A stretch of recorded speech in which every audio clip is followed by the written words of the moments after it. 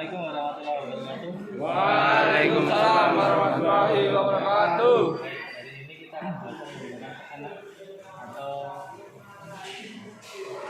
dengan tipenya G-Scan 2 ya, G-Scan 2 mobil Daihatsu Sigra ya. Pastikan kita scanner ini berfungsi untuk apa ya? Membantu kita mendeteksi katanya masalah-masalah yang ada pada sistem EV atau EMS, Engine Management System pada kendaraan. Nah, cara penggunakannya ini ada pinnya, ya, ada pinnya di Daihatsu-nya kita tempatkan pada posisi Daihatsu yang ada pada kendaraan, ada di bagian bawah.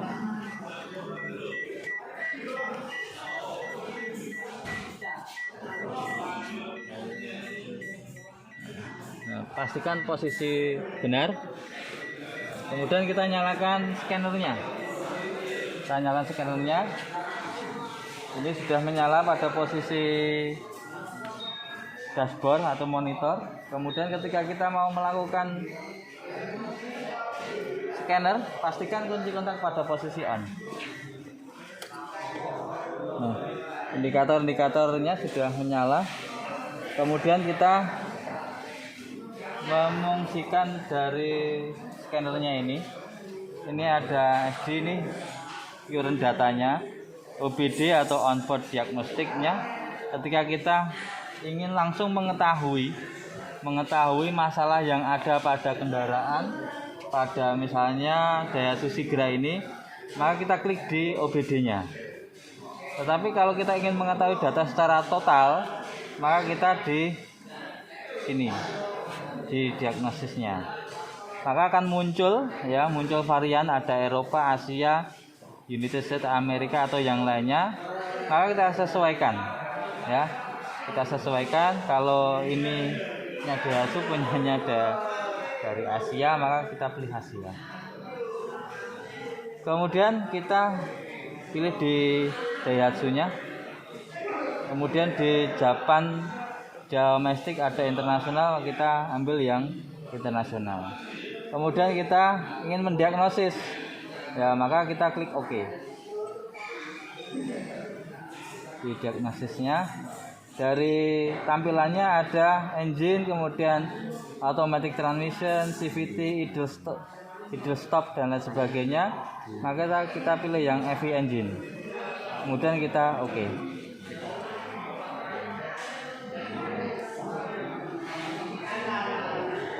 Nah, ketika mau mengkoneksikan, pastikan lampu indikatornya ini berwarna ya.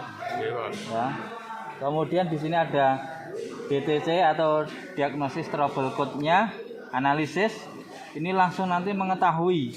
Sebagai contoh, misalnya ini, saya klik di sini, scanner akan membaca masalah yang ada pada kendaraan.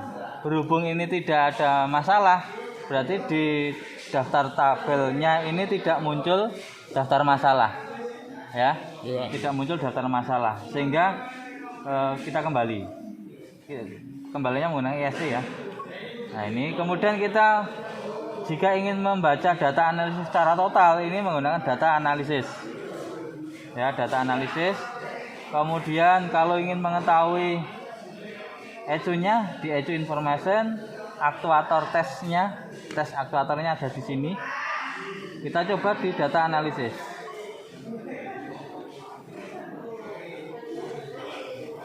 Nah, semua data ada di sini dari engine load value. Karena posisinya masih posisi off, artinya mesin belum menyala tapi kunci kontak sudah on. Kemudian kita bisa mengetahui nilai-nilainya. Misalnya intake air quantity atau jumlah udara masuknya, kemudian intake air temperatur, jumlah udara masuk yang melalui intake manifold sana sudah terukur di sini semuanya. RPM-nya juga 0 karena masih mati mesinnya. Sekarang kita coba nyalakan ya. Kalau dibantu di sana, ada yang bantu. Posisi di jumper, posisi start ya. Dibantu nggak apa-apa. Ambil di sana enggak apa-apa. posisi start, kemudian kunci kontak posisi on, sana di startkan sudah. Sudah ya. Di baterai chargernya sudah.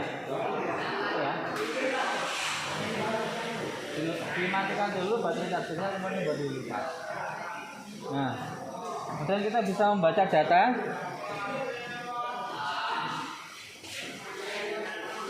Nah, ini kembali, kemudian kita lihat kembali di check engine. Oke.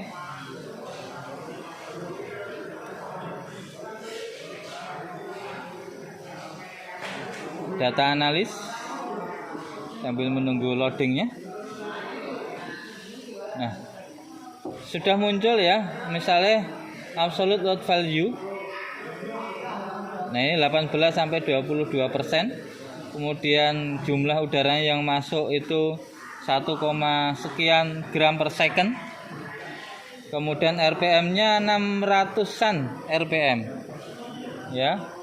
Kemudian kendaraannya kecepatan 0 karena tidak berjalan. Kemudian nilai-nilainya sekian. Nah, ini nanti sebagai data awal. Ya, data awal. Kalian membaca atau mengetahui nilai-nilai dari masing-masing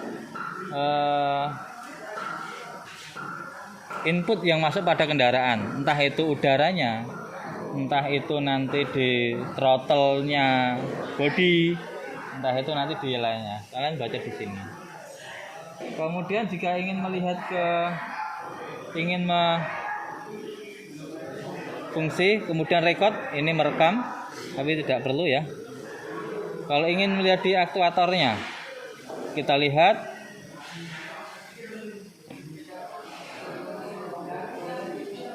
Nah, ada di PVT control, pilih salah satu, atau magnetic cloud, VSV, atau vacuum switch valve ya, misalnya di sini.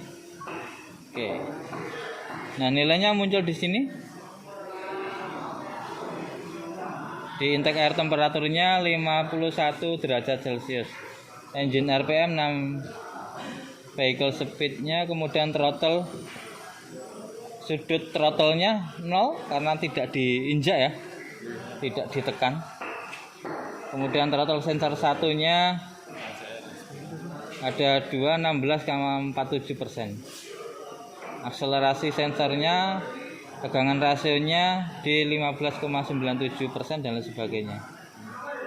Nah, ini di aktuatornya. Nanti kalian bisa baca di sini. Sama oksigen sensor heater test. Nah, semuanya ada di sini ya. Oke, kita cancel, kembali.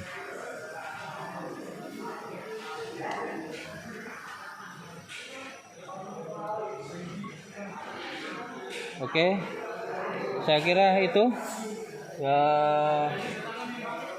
cara menggunakan Basecamp untuk kita belajar hari ini. Mungkin nanti bisa nanti ada hal yang tidak sesuai atau masih kesulitan, nanti bisa ditanyakan. Saya harapkan semuanya bisa menggunakan. Kalau tidak mengoperasikan, dan nanti bisa menjadi belajar.